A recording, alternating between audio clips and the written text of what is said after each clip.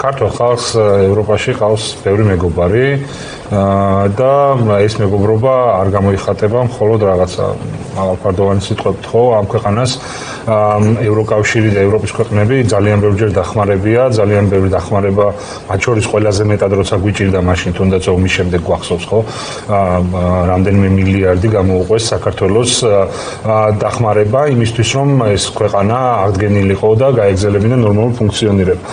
რაც შეეხება დღევანდელ ვითარებას, ამ წუთას გვაქვს ასეთი სიტუაცია. ქართულ ხალხს აქვს არჩევანი გაკეთებული, ევროპას აქვს არჩევანი გაკეთებული, ანუ ჩვენ გვინდა ევროპაში, ევროპელები გვეუბნებიან, რომ ჩვენ მზად ვართ რომ მივიღოთ.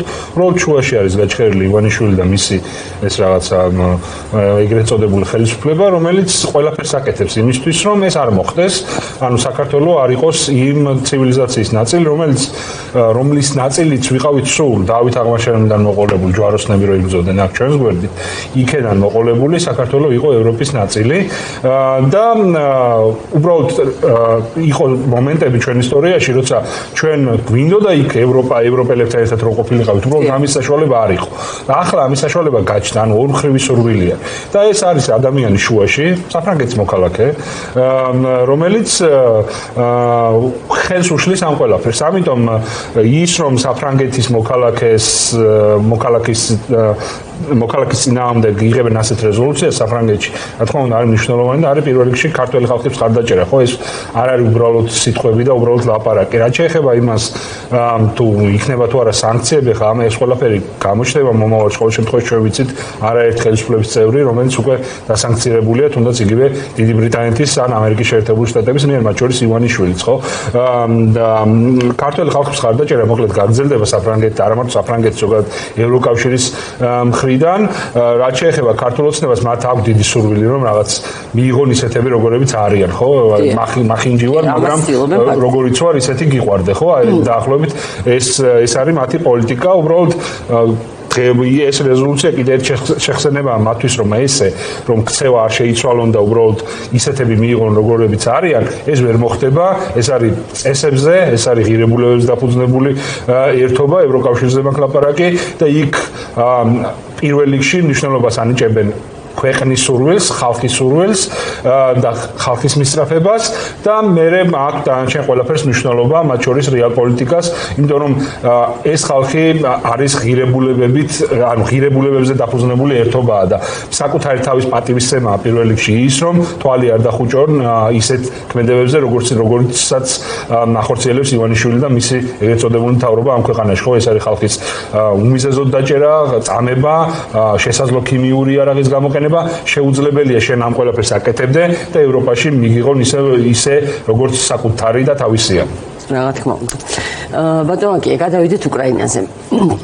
და იმ განცხადებების კომენტირებას გთხოვთ პირველ რიგში, რომელსაც ჩვენ ამ კვირაში ვისმენდით მარკო რუბიოსგან და პიტ ჰექსეტისგან, როდესაც ამერიკული მხარე აღიარებს იმას, რომ უკრაინამ შექმნა უნიკალური ტექნოლოგიები, დრონების დომინაცია, რომლის შესასწავლადაც ჩვენ ხშირად ვაგზავნით ჩვენ სპეციალისტებს, იმიტომ რომ ეს იარაღი გამოიყენება არა მხოლოდ იერიშისთვის, შეტევაზე გადასასვლელად, არამედ თავდაცვისთვის.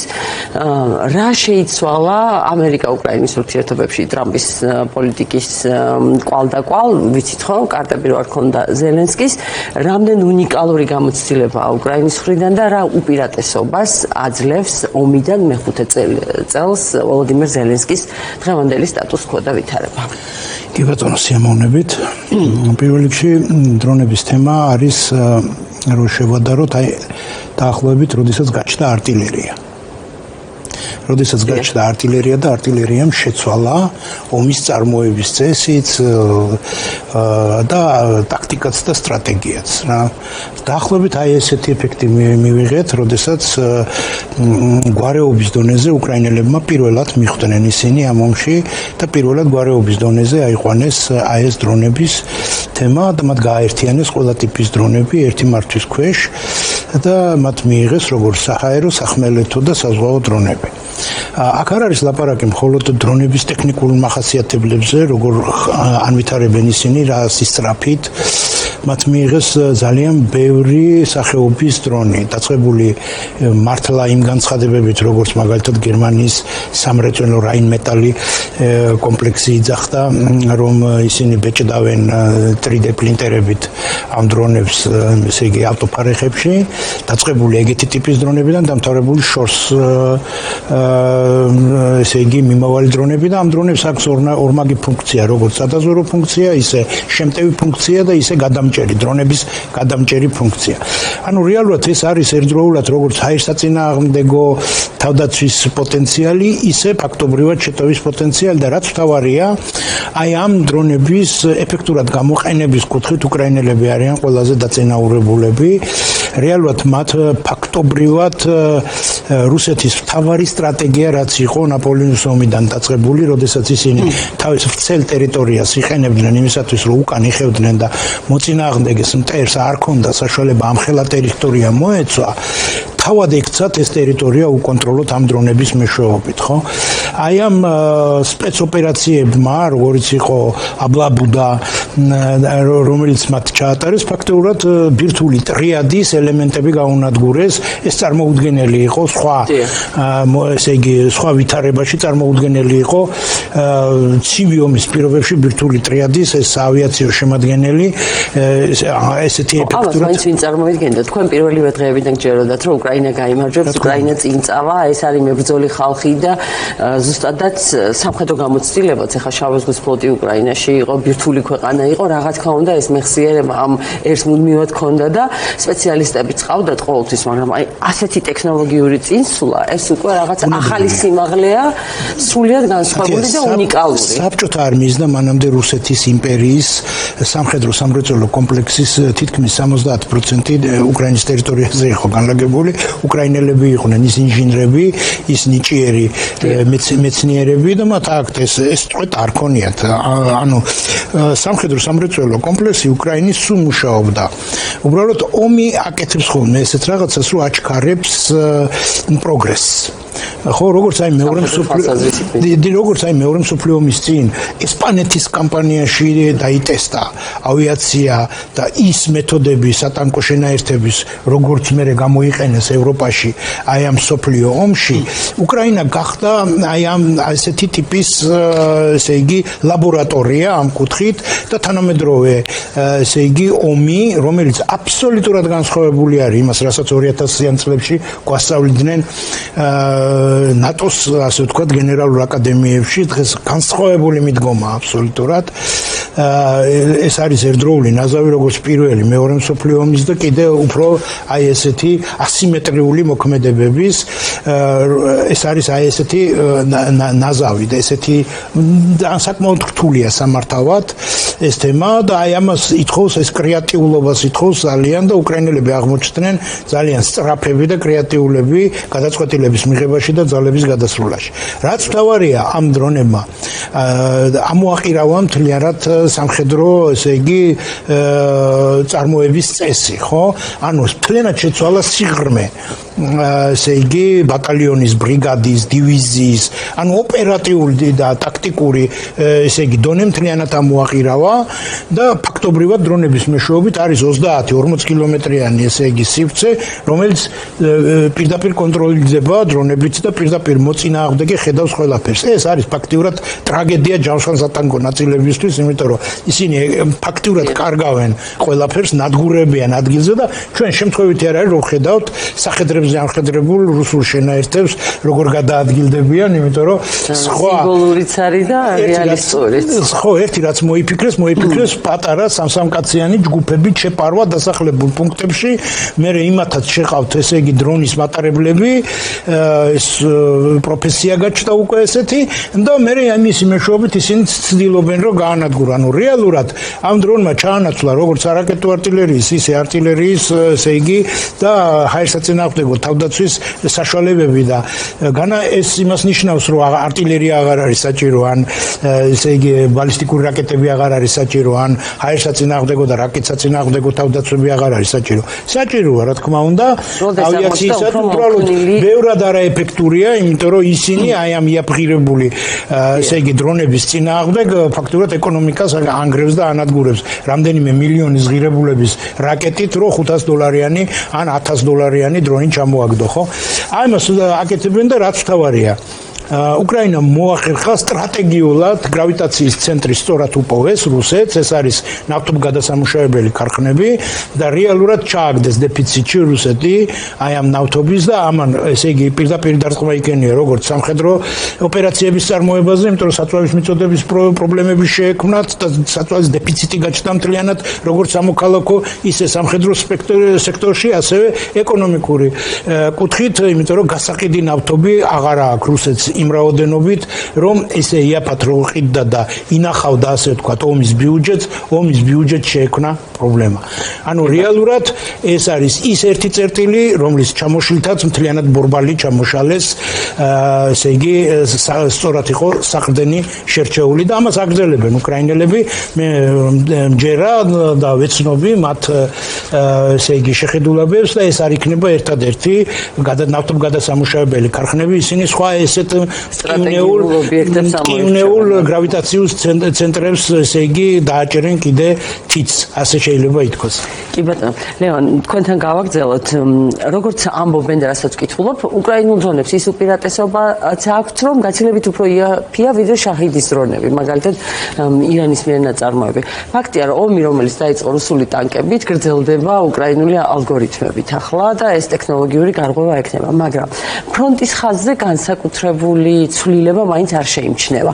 რუსეთი ემზადება თითქოს ასე ვიცით ყოველ შემთხვევაში ახალი ოპერაციისთვის. რა განვითარებას ელოდებით ამ არსებული რეალობიდან ზაფხულის შეტევა, ასე დაარქვეს, მოკლედ თუ შევა რაიმე კორექტივები, აი 9 მაისის მერე უკვე აღარ წარმომიდგენია რა შეიძლება შემოგთავაზოს პუტინმა. თქვენ როგორ ანალიზს უკეთებთ ამ ვითარებას? არაფერი განსაკუთრებული არ იქნება, რაც უნდა რიხით დაარქვან ზაფხულის შეტევა, შემოდგომის შეტევა. რეალურად ახლა ფრონტზე როგორც ხდება საბრძოლო მოქმედებები, როგორც ვითარდება, რეალურად სულ მუდმივი შეტევა 2-3 კაციანი ჯგუფებით იქნება ის შეტევაც. რა მნიშვნელობა ზაფხულის შეტევას დაარქვენ, ამას თუ შემოდგომის შეტევას დაარქვენ. ანუ ადრე იყო რომ აი ამინდი, კარგი ამინდი, კარგ ამინდში უფრო არის მეტი შანსი რომ შეტევა იყოს. რეალურად ახლა ისეთი სიტუაციაა, როცა სუდი ამინდი არის უკეთესი, იმიტომ რომ სუდ ამინდში დრონა მაგალითად ნისში დრონები ვერ დაფრინავენ. კარგი ამინდი კარგია, როცა უკრაინულ სტეპში ჯავშან ტექნიკით უტევ, ხო და დრონების ეპოქაში ეს აბსოლუტურად ნიველირებულია. ამიტომ რეალურად ეს 2-3 კაციანი ჯგუფების შეჟონვას მნიშვნელობა არ აქვს, რომელ წელიწადის დროში გააკეთებ, ხო? ანუ არანაირი დამატებით რაღაც ახალი ზაფხულის შეტევა, ზამთრის შეტევა არ იქნება. ეს არის რაც არის ფრონტზე საშუალოდ წელიწადში 5 კილომეტრი გადაადგილება რუსეთის მხრიდან, რომელიც იყო მაგალითად შარშან, მაგრამ წელს უკვე ეს ტემპიც აღარ არის და წელს ვნახავთ რომ რამდენი იქნება, საბოლოო ჯამში რამდენს მოახერხებს რომ რუსეთმა დაიკავოს უკრაინის ტერიტორია, შარშან დაიკავა 0.8%.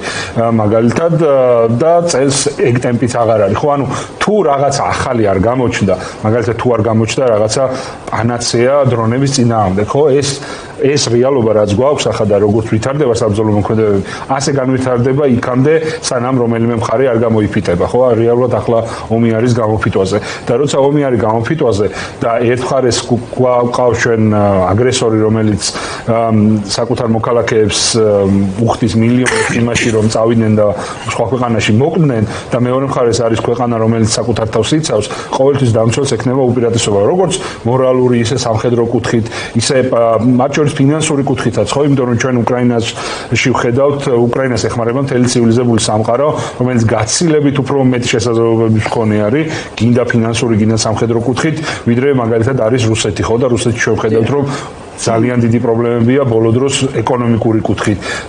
ბიუჯეტის დეფიციტი აქვთ დაგეგმილზე 3-ჯერ მეტი, მაგალითად, ახლა ცოტა ნავთობმა ამოასუნთქა, მაგრამ ეს ნავთობის ამოსუნთქვა დიდხანს ვერ გაგრძელდება. რეალურად ისეთ სპირალში არის რუსეთის ეკონომიკა შესული, რომ დროებით რამდენიმე თვითმფრინავს ნავთობის $100-ზე ასვლა, მათთვის რეალური შვება არ არის. ოდნავ შეიძლება რაღაცა შვება მისცეს კონკრეტულ დროის მონაკვეთში, მაგრამ გლობალურ მასშტაბში რო შევხედოთ, ხო, რეალურად რუსეთი ფულს იხდის არაფერში. ფულს იხდის განადგურებაში, ხო?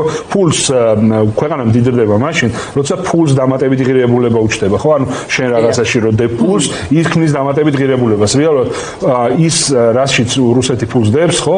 ის არის ჰაერში გასროლილი ფული.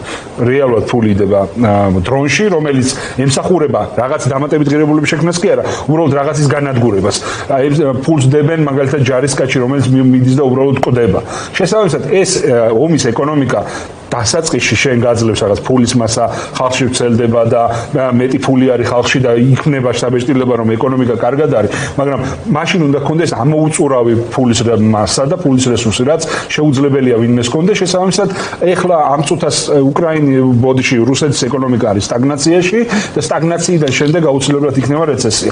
და ეს რომ შეერთებული შტატები ურთიერთობებს ალაგებს ჩინეთთან და ეს მისი პარტნიორი და მოკავშირეც უკვე საეჭვო პარტნიორი ხდება მისთვის და სანდო პარტნიორი ვეღარ არის, მოკლედ ასე ვთქვათ, იმიტომ რომ ჩინეთი მესმის რომ ამერიკასთან მუდმივ კონკურენციაში იქნება, მაგრამ თავის ინტერესებს არასოდეს არ დათმობს და ჩინეთი და ამერიკა ერთმანეთთან ისეა გადაჯერჭული და დაკავშირებული, რომ ამ ფაქტორის გაუთვალისწინებლობა რა თქმა უნდა შეუძლებელია. ხო, ჩინეთს რუსეთი ჭირდება ერთადერთი რაღაცის გამო. სლენგზე რო ვთქვა, რუსეთი არის იაფი ბენზინგალონკა, ბენზინგასამართი სადგური, საიდანაც ჩინეთი რესურსებს ქაჩავს საკუთარ ქვეყანაში. იაფ ნავთობს, იაფ გაზს ყიდულობს და ამით ავითარებს საკუთარ ეკონომიკას. მეტი დანიშნულება რუსეთს ამ წუთას ჩინეთისთვის არ აქვს და ვერც ეხნება, იმიტომ რომ რეალურად რუსეთი ამ წუთას პუტინმა აქცია ისეთ ქვეყნად, რომელიც გაცილებით სუსტია, ვიდრე იყო თუნდაც იგივე 2000-იანების შუაში, ხო? როცა მართლა დიდრუიანში იყო, ვიღაცები ეძახდნენ, მისაც პატივსცემდნენ, მის ნათქვამს ითვალისწინებდნენ. პუტინს კი გონია, რომ ახლა დაბრუნდა დიდ ლიგაში, მაგრამ სინამდვილეში ხო, მისი გეოპოლიტიკური ამბიციები სერიოზულად შეიკვეცა, იმიტომ რომ თუ ვინმე მოკავშირე ყავდა ირგვლივ, თითქმის ყველა დაკარგა მადურო, დაკარგა ასადი სირიაში, ასევე პრობლემები აქვს მაგალითად იგივე აზერბაიჯანთან მიმართებაში, ხო, სომხეთი, ივანიშვილიც როგორ არის, ხო, ივანიშვილი ახლა კი ჩვენ ვამბობთ, რომ ესენი პრორუსული ხელისუფლებაა და ესე არის, იმიტომ რომ რეალურად მათ მენტალობაში ზის ისეთი მმართველობა, როგორც არის პუტინის რუსეთში, მაგრამ რეალურად რუსეთში ცხოვრება ივანიშვილსაც არ უნდა, რუსეთში ცხოვრება რო არ უნდა, იმიტომ ჩამოვიდა თავის დროზე საქართველოში და იმიტომ ცხოვრობს დღემდე აქ.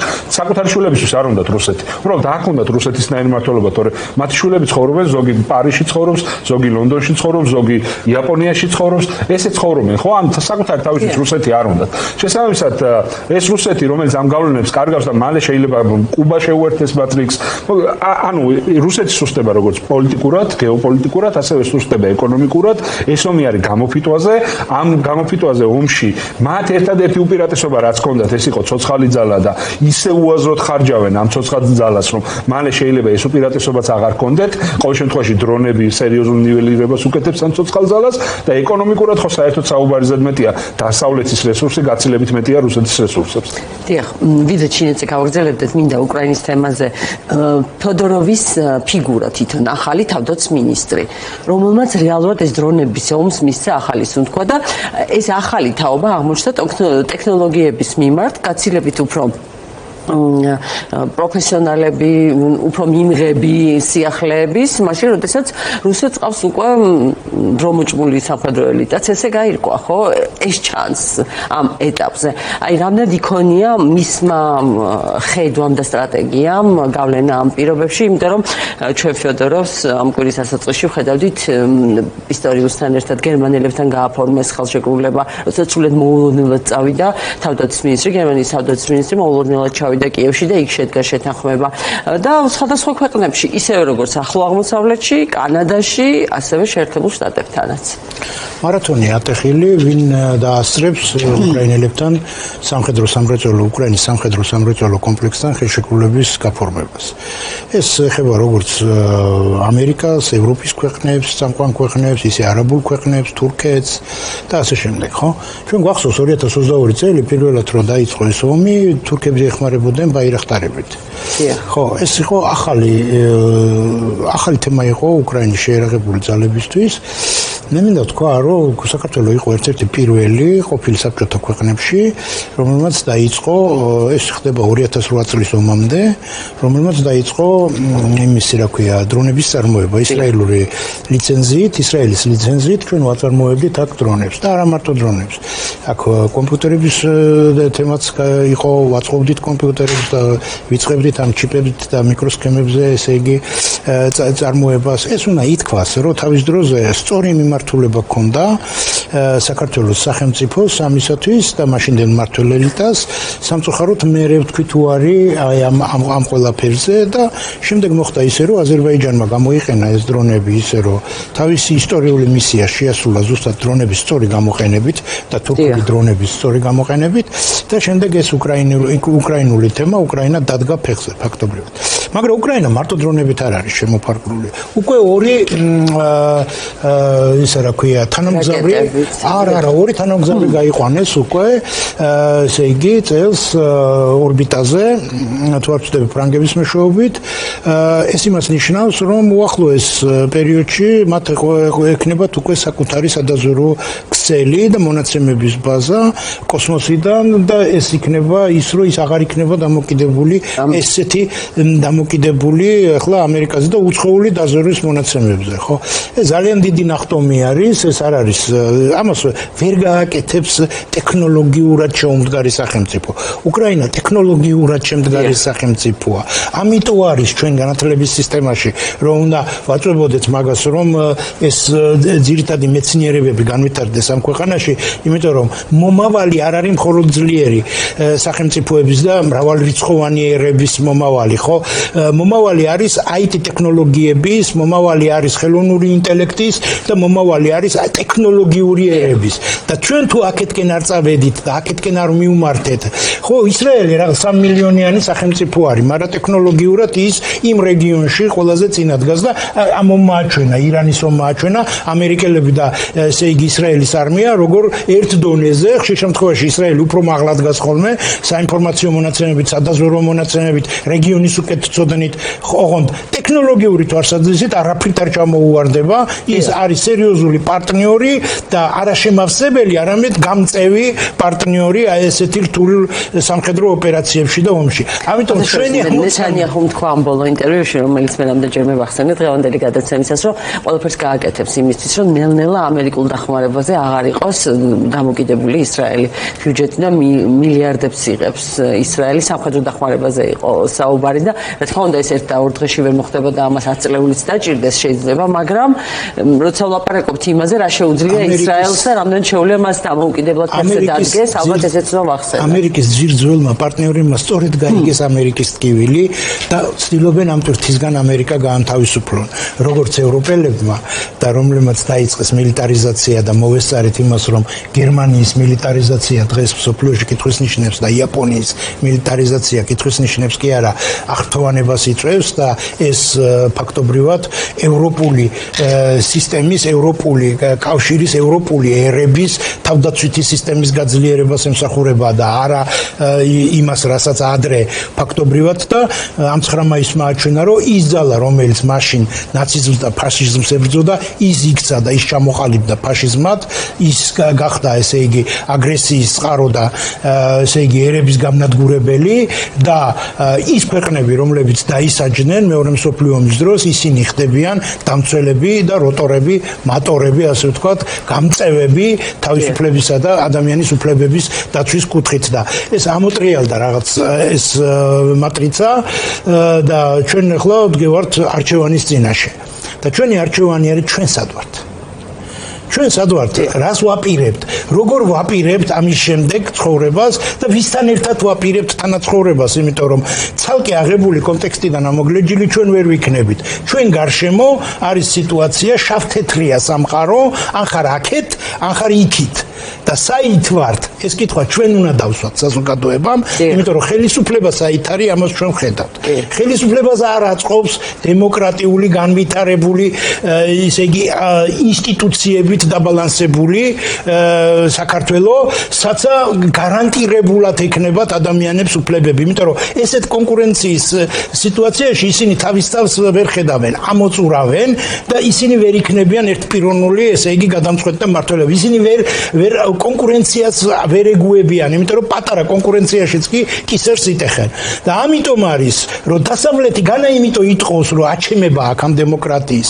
გრძელვადიანი ურთიერთობები მხოლოდ არის დაბალანსებული, ესე იგი, ინსტიტუციების შემთხვევაში, რომ ვინაიდან მათ იციან, რომ სტაბილურობა არის დაბალანსებული ინსტიტუციების ხელში, სტაბილურობას ქმნის დემოკრატია ევროპაში, სტაბილურობა მთლიანად მთელ მსოფლიოში აი ამ 91 წლის განმავლობაში, რაც მეორე მსოფლიო ომი დასრულა, გამოიწვია ამ ინსტიტუტების სტაბილურმა მუშაობამ და დამაბალანსებელმა მუშაობამ. რეალურად დემოკრატიაა ის, რომელიც იძლევა გარანტიას და საცა დემოკრატია სუსტდება, იქ ზუსტად მოდის ავტორიტარიზმი, იქ ზუსტად მოდის დიქტატურა, იქ ზუსტად მოდის ფაშიზმი.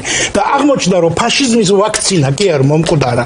ჩვენ რო გვეგონა, რომ კრემატორიუმები ისტორიას ჩაბარდა, ჩვენ ნახეთ ბუჩა, ჩვენ ნახეთ გაგრა. ჩვენ ვხედავთ ერთ რამეს, რომ ეს ვაქცინა არ კვდება, როგორც შავი ჭირის ვაქცინა, როგორც ციმბილის წყლულის ვაქცინა. არ იმას შვება, რა ქვია, არ კვდება ეს თვითონ ვირუსი, ხო?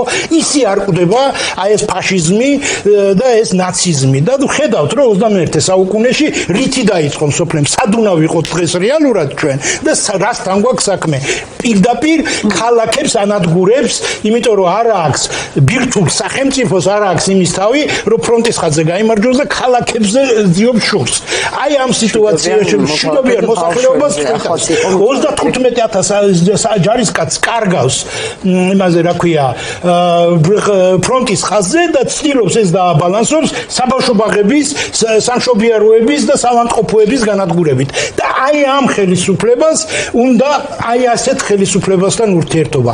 ეს არის ჩვენი დილემა და ამაზე უნდა დავსვათ სწორი კითხვები. ზუსტად ხო ვერასოდეს ვერ წარმოვიდგენდით, რომ კავკასიაში თუ კი რუსეთს დასაყრდენი ეყოლებოდა, ერთადერთი და მთავარი დასაყრდენი ეს იქნებოდა საქართველო, მაშინ როდესაც სომხეთმა და აზერბაიჯანმა დასავლეთისკენ დაიწყო ყურება და ეს სამწუხაროა. სომხეთში შეხვედრას მინდა შევეხო ვოლოდიმირ ზელენსკის და ირაკლი კობახიძის კომუნიკაციას, 2 დღით შეიცვალა ქართული ოცნების ლექსიკა.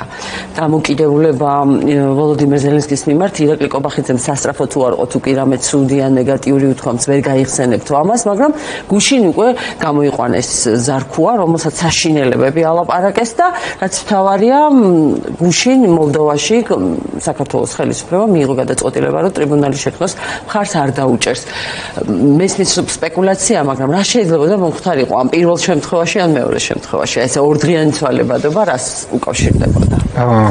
უკრაინის ინიციატივა იყო შეხვედრა, შესაბამისად უკრაინას აინტერესებს სავარაუდოდ რაღაც კონკრეტული ინტერესი აქვს კონკრეტულ საკითხს. ეს არ ამგონია იყოს რაღაც ზოგადი ურთიერთობის დათბობა, იმიტომ რომ შეხვედრების ინტენსივობა ამისკენ მიანიშნებს. რაც შეეხება ზარქუას, ახლა პოლიტიკური კლოუნია და არ გიქს მე მგონი მაგაზე ყურადღების გამახვილება, ის რას ილაპარაკებს აბსოლუტურად არ მინდა. უბრალოდ მას ათქმევინეს და ეს გამოხატულება იყო იმის, რომ ქართული ოცნება ზელენსკის მისამართით დათმობებს არ აპირებს. არ ვიცი ქართული ოცნება რას აპირებს, ყოველ შემთხვევაში ზარქუას ქართულ ოცნებაში არავინ არაფერს არ ეკითხება, მოდი ესე ვთქვათ რა. ის არის იმისთვის, რომ გამოვიდეს და ესეთ რაღაცები ილაპარაკოს. მეტი ფუნქცია მას ქართულ ოცნებაში არ გააჩნია, არ ამგონია თვითონ ქართული ოცნების შიგნით ვინმე სერიოზულად უყურებდეს მას. ამიტომ მას არ ღირს ჩვენი დროის დახარჯვა. რაც შეეხება სომხეთში შეხვედრას და ზოგადად ქართულ ქართულ ოცნების ხელისუფლებასთან უკრაინის ურთიერთობას. უკრაინას აქვს კონკრეტული ინტერესები მთელ რეგიონში, არა მარტო ჩვენ რეგიონში, ახლო აღმოსავლეთშიც ხო?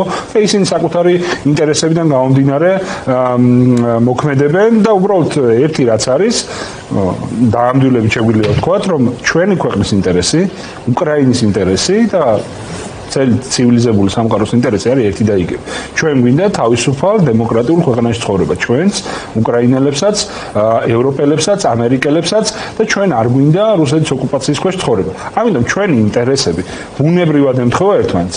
უბრალოდ არსებობს აქ ხელისუფლება, რომლის ინტერესიც არც ჩვენ ინტერესებს ემთხვევა, არც ევროპის ინტერესებს ემთხვევა, არც უკრაინელების, არც ავსტრალიელების და არც იაპონელების. იმიტომ რომ ეს ხალხი რეალურად ცხოვრობენ საბჭოთა მენტალობით, საბჭოთა აზროვნება აქვთ და ხედავენ ბუნებრივ მოკავშირეს ხედავენ, ხვდებით? ანუ არაცივილიზებულ, არადემოკრატიულ ქვეყნებთან ხედავენ ბუნებრივ კავშირს. ამიტომ არის, რა ვიცი, თუ ვინმე დიქტატორს რამე პრობლემა შეექმნა, ყველაფერზე რომ ციებ-ცხელება ემართებათ ამათ და საკუთარ თავზე პროექციებას აკეთებენ, იმიტომ რომ საკუთარ თავს ხედავენ მადუროსში, საკუთარ თავს ხედავენ ასადში.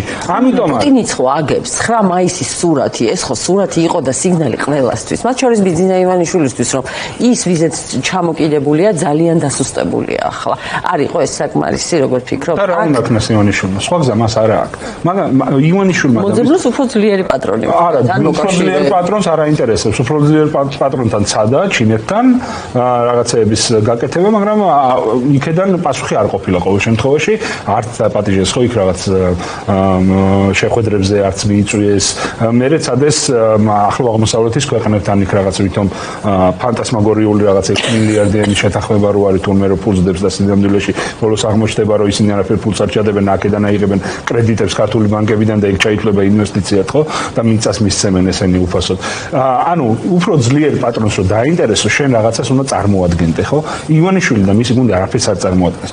კომიკურები არიან მართლა, ეხლა ჩვენი ჭირი გასაჭირი გვაქვს ამ ქვეყნის მოქალაქეებს, თორე გვერდიდან რომ შეხედო ივანიშვილს აქ ზარქუასნაირ ადამიანებს რო შეხედო, კომიკურია მართლა სასაცილო არის ხო? ანუ დიქტატურებს და ავტორიტარიზმს შორისაც ხო არის სხვაობა, ხა არიან უფრო სერიოზული ავტორიტარები, არიან არასერიოზული ავტორიტარები. აფრიკის რამდენიმე ქვეყანა რო გავიხსენოთ ხო, სახელების და სახელების გარეშე კომიკური დიქტატურებია იქ ხო? აი დაახლოებით ეგეთივე კომიკური დიქტატურაა აქ ხო? ეს ჩვენ კარგად კი არ წარმოგვაჩენს, მათ შორის იმ ადამიანებს, ვისაც ეს დიქტატურა და ავტორიტარიზმი არ გვიდა. ჩვენი ბრალიც არის ეს ყველაფერი რაც ხდება, ამ რაღაცა კლოუნებს, პოლიტიკურ კლოუნებს ამ ქვეყანაში რო ვიტანთ, ჩვენი ბრალი არის ეს და ეს გვაქვს გამოსასწორებელი ყველას, მთელ საზოგადოებას. და წინა კითხვას მინდა დაუბრუნდე ფედოროვის და იგივე მაგალითად შოიგუს და შედარებს. ანუ ჩვენ ხედავთ სმარტფონების ეპოქაში, ანუ ხედავთ ტექნოლოგიურ ომს, მართლა ყველაზე ტექნოლოგიურ ომს, რაც ყოფილა აქამდე სამყაროში. და ამ ტექნოლოგიურ ომში ერთხარეს არიან სმარტფონების თაობა, სმარტფონებზე გაზრდილი თაობა, ხო? მართლა გაჯეტებით ხელში რო დაიბადა ესეთი ხალხია, მაგალითად ფედოროვი 34 წლისა. ჩვენზე ახალგაზრდა. ხო და მეორე მხარეს ჩვენ ხედავთ წითელ პაპკებზე გაზრდილ თაობას და ამ წითელ რაღაცა საქაღალდეებზე გაზრდილ თაობას, რომელიც ასევე კი არავის ვაყენებ შეურაცხყოფას, ხა არ მინდა რომ ვინმე ისე იფიქროს, რომ რახან იმ თაობაში გაიზარდა, ამიტომ ამ სამყაროში არაფერი ესექმება. არა, დღემდე იქ არიან ესენი. სხვაობა რა არის, იცით? ანუ ადამიანები ტექნოლოგიურ პროგრესთან ერთად ადამიანები იცვლებიან, ხო? შეიძლება საბჭოთა კავშირში იყო დაბადებული 60-იან წლებში, 50-იან წლებში, მაგრამ თანამედროვეობას ფეხი აუწყო. და ამ ხალხმა ვერ აუწყო. პუტინი დღემდე ასარგებლობს ინტერნეტით. წითელი საქაღალდეებით იღებს რეპორტებს, აი ქაღალდებს ფურცლავს, თითს ისველებს და ისე ფურცლავს ქაღალდებს. აი ამ ხალხს უნდათ რომ ტექნოლოგიურ ომში დაამარცხოს ის ხალხი, რომელიც გაჯეტებთან ერთად დაიბადა და შეუძლებელია. დიახ, რომ ფაქტია, რომ განსაკუთრებული გარღვევა ჰქონდა და ფეოდოროვს უკავშირდება ეს ყველაფერი. ჩვენ გვახსოვს სტარლინკების გამოყენება, აი, როდესაც მასკის თან გაიგზავნა ეგრევე წერილი, რომ აქ რუსეთი სარგებლობს თქვენი მონაცემებით და როგორი მყისიერი რეაგირება ჰქონდა მას.